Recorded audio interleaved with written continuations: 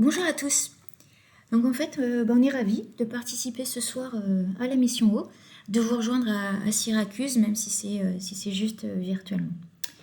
Donc nous, on va essayer ce soir de vous raconter l'Iliade d'Ussel et l'Odyssée messinienne, c'est-à-dire essayer de vous raconter l'épopée géologique et géodynamique du grain de sel que vous avez vu probablement et peut-être même goûté.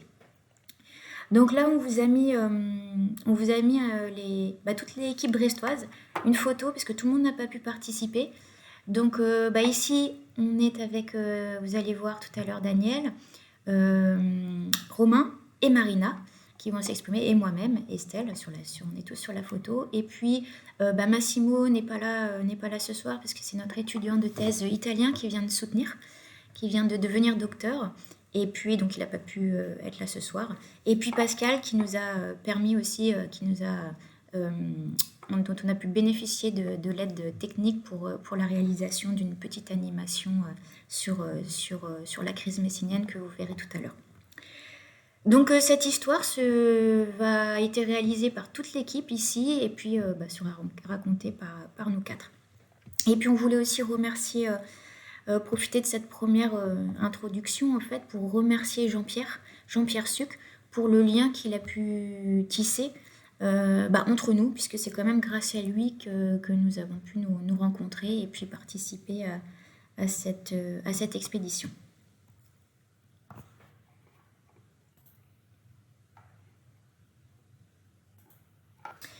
Alors pour commencer, on voulait souligner l'importance du sel dans l'histoire de l'humanité. Et puis d'abord, qu'est-ce que c'est le sel? Généralement, le sel, c'est de la halite. Un cristal est illustré là. C'est une évaporite en fait. Donc ça veut dire que c'est un minéral qui est lié à un processus d'évaporation, lié à l'évaporation d'une hauteur d'eau. Avec ce qui se passe dans la nature, on a un ordre de précipitation des évaporites qui est très, très particulier, mais ce qui va impliquer une variété de roches ou de minéraux évaporitiques qui vont se précipiter. Et donc dans la nature, il existe énormément d'évaporites. On peut citer la calcite par exemple, le gypse, la halite, la sélénite, ce qu'on appelle aussi les sels de potasse. Il faut savoir aussi que le sel, historiquement, dans l'Antiquité, c'était un moyen de monnaie. Les soldats, notamment de l'Antiquité, étaient payés en sel, d'où le terme après salaire. Et puis en Italie, on a aussi des voies, des routes qui étaient dédiées au transport du sel depuis l'Adriatique jusqu'à Rome. Le sel, vous le savez, c'est aussi un moyen de conservation historique qui a été beaucoup utilisé sur les bateaux, pour conserver les aliments, mais aussi pour conserver le poisson pour les pêcheurs. Et puis, vous le savez, le sel, c'est aussi il est exploité dans les mines et puis pour notre consommation aussi de tous les jours. Donc dans cette présentation, on va vous raconter l'Odyssée du sel et l'Iliade messinienne. Vous comprendrez pourquoi, en suivant le voyage, le périple d'Ulysse. On va donc vous raconter un voyage à travers le temps géologique et puis l'espace à la fois méditerranéen et puis on verra un peu plus loin même, et même jusqu'aux étoiles. Bon, je vais passer la parole à Romain. Alors bonsoir à tous, moi c'est Romain et on va commencer notre Odyssée du sel à travers la Méditerranée. Donc là, sur cette image, nous sommes à Réalmonte qui signifie la montagne du roi. Donc c'est pas très loin de là où vous êtes actuellement et ces deux images vous présentent le cœur d'un diapyre de sel, le cœur d'un diapyre salifère qui est exploité. Donc c'est tout cet ensemble de sel qui se présente sous vos yeux a été daté autour du Messinien à 6 millions d'années. Voilà. Alors, cette datation, elle était possible à Heraclea Minoa, un peu plus au sud de la Sicile, sur les côtes du sud, qui vous présente où ces deux images présentent la succession du sel, de ce sel messinien, où à gauche, ce sel se développe après le dépôt, donc là en noir sombre d'argile et de sable. Et donc là, si on fait un petit zoom donc, sur la figure de droite, donc ce sel ou évaporite primaire qui se dépose en place est constitué de bancs, donc de bancs successifs à plat en fait, et qui ont été datés donc entre 6 et 5 millions d'années. Donc c'est une période géologique qui correspond également à la séparation des grands singes des hominidés. Voilà. Donc si on va un peu plus vers le nord, et qu'on remonte l'Adriatique, donc là on est à Bologne, en Italie, où ce sel qui est exploité donc sert également de bâti. Donc là par exemple donc c'est un sel des blocs massifs de sélénite qui ont été déposés entre le 4e et le 8e siècle après Jésus-Christ et qui forment donc là un des piliers du palais de Gigi Lardi Fava à Bologne. Si on remonte un peu plus au nord, ce sel, donc qui là aussi en banc massif, forme les grandes crêtes au nord de la chaîne des Apennins. Et là, la formation est appelée la Vena del Gesso ou crête de gypse, veine de craie. Voilà. Et donc c'est un grand affleurement qui se développe sur une vingtaine de kilomètres de largeur et sur environ 1 kilomètre de largeur. Donc elle est parfois plus mince et elle est à cheval entre deux territoires, deux provinces, de Bologne et de Ravenne. Si on va maintenant à l'extrême ouest de la Méditerranée, donc on est toujours sur les mêmes formations du Messinien, et ces formations donc salifères, donc ici, se présentent dans le bassin de Sorbas, à côté d'Almeria, dans le sud-est de l'Espagne, et elles forment le toit des falaises de Perales. Donc c'est correspondant. Donc là sur cette image, par exemple, à gauche, cette image correspond à la transition entre des formations d'argile et qui passe la formation d'Abad, et le sel messinien est ici connu sous la formation de Yessares. Cette même formation, on la retrouve également au niveau du bassin de Bizerte, donc au nord ou au sud de la Tunisie. Donc qui correspond également à ces bancs d'alternance entre de gypse massif. Donc voilà. Donc est également déposé dans des environnements chauds et peu profonds, donc type lagune. Et ces formations, on les retrouve également en Crète. Donc ici, à droite, donc cette formation, elle est connue comme le groupe de Vris, et en fait, qui correspond à des alternances de calcaire qui vont progressivement évoluer à des formations de sel, des formations salifères. Ce qui est intéressant sur cette image, c'est qu'on voit que cette formation, en fait, elle va être entrecoupée, érodée, et qui va laisser place à des formations un peu plus chaotiques, ce qu'on appelle des dépôts de transport massif, donc comme sur l'image ici à gauche, qui comprennent également donc, des formations salifères. Et par la suite, donc, ces formations sont ensuite recouvertes par la formation de troubis, qui correspondent à des argiles et qui marquent la fin du Messinien. Romain vient de vous présenter les dépôts liés au sel, les dépôts évaporitiques liés à la crise messinienne, tels qu'ils apparaissent aujourd'hui dans le paysage autour de la Méditerranée. Moi, je vais essayer de vous montrer maintenant qu'en fait, ces dépôts de sel, il en existe aussi beaucoup enfouis en fait en mer. Alors, je vais essayer de vous démontrer cela. Ici, je vais vous montrer une coupe, là, le trait noir, une coupe verticale du sous-sol entre le golfe du Lion et la Sardaigne, sur 250 km à peu près. Et donc, c'est un profil sismique, en fait, qui représente, en fait, toute la série de couches sédimentaires déposées au fond de la Méditerranée. Ici en bleu, vous voyez la surface du niveau de la mer, hein, avec votre petit bateau là, qui navigue au-dessus, la tranche d'eau, l'épaisseur d'eau en Méditerranée qui atteint 2,5 à 2500, 2700 mètres de profondeur, et puis le fond marin variable, hein, avec des accidents, des paysages sous-marins différents.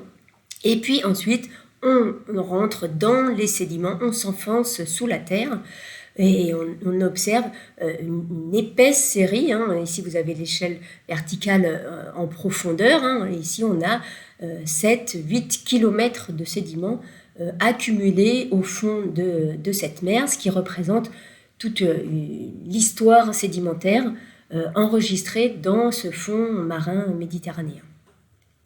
Alors, notre travail, nous, de géologues marins, c'est justement de décrypter un petit peu cet enregistrement, d'analyser les caractéristiques de ces couches transparentes, moins transparentes, plus foncées, des variations de faciès sismiques qui sont liées à des environnements de dépôts différents, à des évolutions dans le temps variables. Alors, c'est notre travail de géologue marin, de sédimentologue marin. Donc ici, vous avez une première interprétation avec des dépôts plus anciens, initialement déposés sur le substratum rocheux du fond de la Méditerranée. Donc voilà, une première série sédimentaire qui date du Miocène, et puis une couche blanche, là je vais y revenir après, et puis à nouveau des couches sédimentaires au-dessus. Et donc cette couche blanche, le faciès transparent, correspond en fait justement au dépôt de sel dans le fond de la Méditerranée. Vous voyez que ce dépôt est très important, il représente jusqu'à 1 km d'épaisseur dans tout le fond méditerranéen. Et il se déforme en fait au cours du temps, comme vous pouvez le voir avec la création de ces montagnes sous-marines de sel. Et Massimo, notre étudiant qui a soutenu hier, justement, a travaillé sur l'interprétation de ces différentes morphologies du sel. Et on peut comparer en fait ces dimensions aux montagnes de Zagros, qui sont des montagnes de sel en Iran, qui n'ont pas du tout le même âge, mais qui sont un peu un équivalent aérien de ces montagnes de sel enfouies.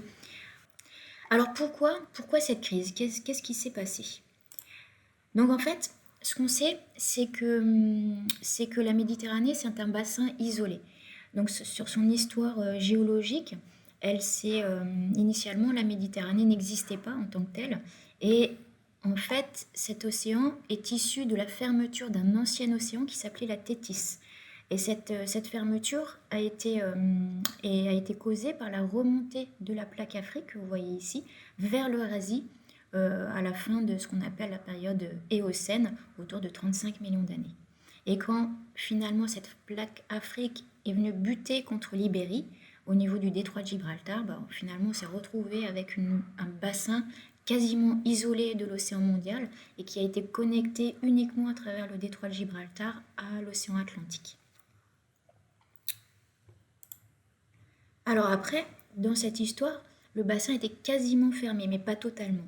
Mais ce qui s'est passé, on a eu des contraintes tectoniques qui a complètement fermé ce détroit de Gibraltar, et notamment en fait le détroit Rifin et le détroit Bétique ici, qui ont été en fait complètement fermés à 5,6 millions d'années.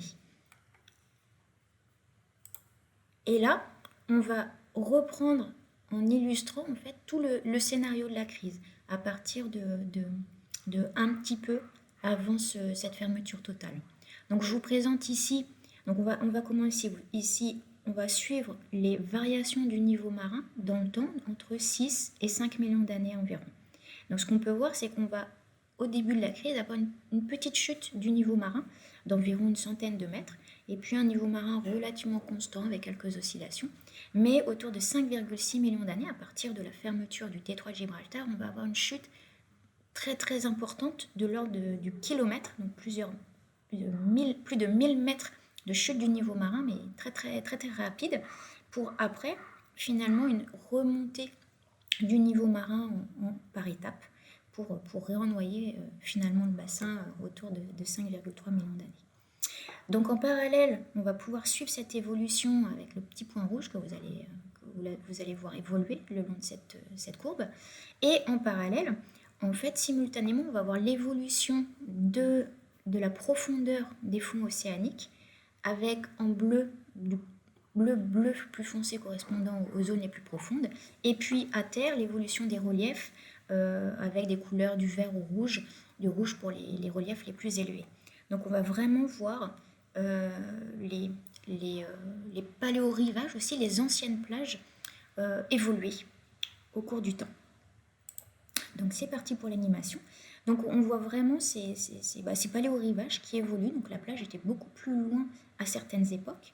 On va voir l'effet de cette petite chute du niveau marin. Donc les effets, à ce moment-là, c'est à cette époque qu'on va déposer les évaporites primaires côtières sur tous les pourtours méditerranéens, les évaporites dont vous a parlé Romain tout à l'heure. Et puis là, à partir d'ici, hop, on a une énorme chute du niveau marin. Donc là, on est pendant la chute. Je vais mettre au paroxysme de la chute, ici. Voilà. Ici, on est vraiment au niveau de la chute maximale du niveau marin. Ici, on est en bleu très très pâle par rapport aux conditions initiales. Et puis, on voit qu'en fait, on va avoir une incision ici des grands fleuves de l'époque, que ce soit ici, c'est le Rhône, et puis on a le Nil ici. En fait, les rivières liées à cette chute du niveau marin, elles vont adapter leur profil, ce qu'on appelle le profil d'équilibre, et elles vont creuser leur lit jusque très, très à l'intérieur des terres. En fait, ici, pour situer, on va continuer. En fait, elles vont creuser et on peut observer jusqu'à Lyon, quasiment pour le Rhône, un canyon de 1000 mètres de profondeur qu'on peut voir ici dans les reliefs, dans les paysages. Et puis, à la fin de la crise, le détroit de Gibraltar se réouvre et puis on réennoie le bassin et puis on revient à une géographie plus similaire à l'actuelle. Voilà qu'est-ce qui s'est passé finalement, en tout cas d'un point de vue origine de la crise. Donc finalement, comme je le disais, autour de 5,6 millions d'années, au paroxysme de la crise, on se retrouvait avec une géographie illustrée ici. Là, c'est une vision artistique du plus bas niveau marin. Et puis, on peut faire une analogie à une Méditerranée qui agissait, qui était comme un gigantesque marais salant, à la différence près, en fait, que l'évaporation dans ce marais salon s'est fait à un niveau, dans un bassin profond et non pas en surface, comme en Camargue, par exemple. Donc là, finalement, ici, en rouge, c'est l'extension du sel profond qui a été déposé pendant la crise dans les parties actuellement marines. Et on peut, vous souvenez-vous du sel qu'on pouvait observer, pas partout, mais quand même un petit peu régulièrement, surtout le pourtour méditerranéen. C'est pour ça qu'en fait, la Méditerranée, c'est vraiment un géant salifère. Et que cette crise messinienne est un événement vraiment exceptionnel dans l'histoire de la Méditerranée. Et c'est un épisode même exceptionnel au niveau amplitude, puisqu'une amplitude, une chute du niveau marin telle qu'elle s'est produite là, n'a jamais été vue dans l'histoire géologique nulle part ailleurs, en fait. Donc l'événement messinien est un événement unique au monde et qui s'est passé dans la Méditerranée. Mais est-ce que c'est uniquement, cet événement messinien, un phénomène méditerranéen? Alors, si on prend un peu plus de hauteur de vue, si on change de point de vue et qu'on regarde au niveau mondial, cette carte représente donc les océans et les continents au niveau mondial. Et les points, les carrés noirs, représentent les endroits où, à la même période, c'est-à-dire au Messinien, l'ensemble des massifs montagneux montre une accroissance du relief. C'est-à-dire qu'il y a un soulèvement de l'ensemble de ces reliefs au Messinien.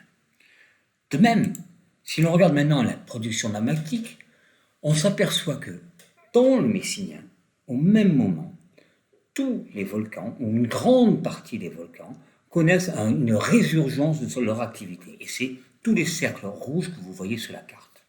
Enfin, lorsqu'on regarde les mouvements des plaques sur le globe terrestre, c'est-à-dire la tectonique des plaques, dans l'ensemble des océans, et aussi bien à terre, on s'aperçoit que la tectonique des plaques accuse un grand changement, un changement drastique dans ses mouvements, dans sa direction ou dans sa vitesse. Ces mouvements des plaques sur le globe terrestre laissent des empreintes, laissent des traces dans le côte océanique, dans les bassins océaniques. On peut donc les étudier et suivre l'évolution de ces plaques. Cette carte que j'ai faite avec mon collègue Jean-Louis Olivet représente les mouvements de l'ensemble des plaques par rapport à l'Afrique au centre. Chaque couleur représente une époque différente. Ici, la couleur bleu foncé représente approximativement 80 millions d'années et la rouge dans le Miocène approximativement à 15 millions d'années. On peut donc suivre cette évolution de l'ensemble des plaques et donc de la tectonique des plaques.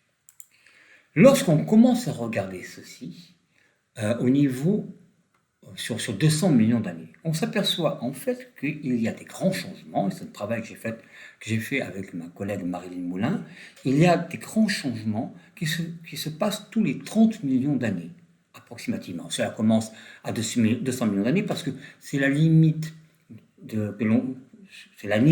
passé auquel on peut remonter, puisque l'océan est le plus vu à 200 millions d'années, et on s'aperçoit qu'au fur et à mesure du temps, chaque 30 millions d'années, on a un grand changement cinématique.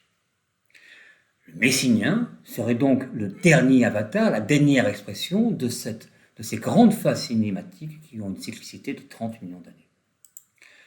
Cette cyclicité cinématique, on l'a vu, est connectée à une cyclicité, ou du moins à une résurgence pour le Messinien du magmatisme, des soulèvements, donc des mouvements verticaux également, des grands événements écologiques comme le Messinien dans la Méditerranée, mais en fait, toutes ces cyclicités ont à voir avec une cyclicité qui a lieu dans les variations, une disparition de la faune et de la flore au niveau terrestre, mais aussi de l'impact des météorites, mais aussi de la paléoclimatologie. Donc, le paléoclimat montre des variations qui sembleraient avoir une coïncidence forte avec cette cyclicité que l'on observe à la fois dans les éléments écologiques et dans la cinématique, le magmatisme et le paléoclimat.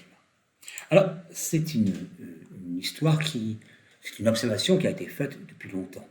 En 1984, des collègues américains avaient déjà remarqué et analysé la coïncidence entre les événements magmatiques, les impacts météorites et les grands événements écologiques comme la disparition des dinosaures à 65 millions d'années. Et ils ont suggéré, et suggèrent encore, et nous suivons ce chemin, que cette cyclicité, cette coïncidence en tous ces événements est une cause extraterrestre. Alors, bien sûr, pas une cause, pas des petits hommes verts qui viennent de Mars qui changent les mouvements cinématiques, mais cette cyclicité serait reliée au parcours du système solaire dans la galaxie, qui aurait un cycle, son orbite aurait un cycle de plus de 30 millions d'années. Ainsi, en suivant le chemin d'Ulysse, en allant de côte en côte, en observant la roche, nous avons pu petit à petit aller dans le fond des océans, puis partir au niveau des étoiles. Comme dirait Hubert Reeves, simple poussière d'étoiles. Nous ne sommes que simple poussière d'étoiles.